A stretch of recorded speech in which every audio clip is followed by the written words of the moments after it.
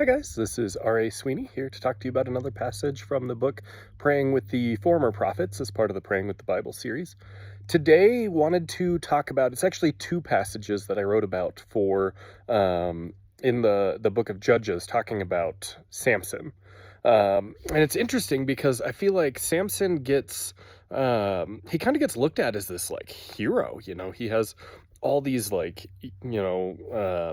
battles that he wins or these fights that he wins and is just ripping apart the Philistines, and he's got the super strength and he's this awesome hero. Which I don't know how you read that story and you think like, wow, what a great guy this Samson character is. And I think we were taught that as kids. I mean, I was brought up that way. But when you really look at his behavior, I mean, he's tricking people. Anytime he gets upset with anybody, he just throws a murder tantrum. He really is kind of just a really, really nasty person. And I think his prayer life reflects that a little bit too. So he gets a lot of screen time in the Bible. He has multiple chapters dedicated to his life, but he only prays twice. Which, I mean, there are some characters that get more screen time and less prayer, but I mean, that's not a lot of prayer for a pretty pivotal character.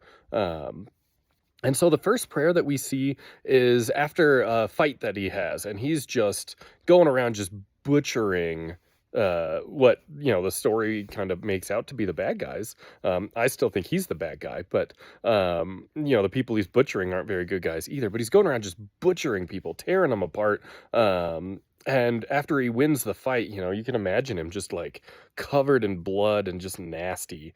And he's worn out and he's tired and he's thirsty. And he basically just yells at God, like, God, why would you let me be thirsty? How dare you?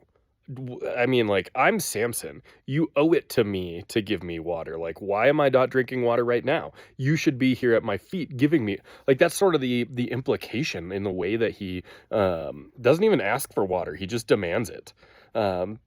And then the only other prayer that we have is at the end of his life when he has been captured by the Philistines, and they parade him out to basically just mock him after they've blinded him and whatnot.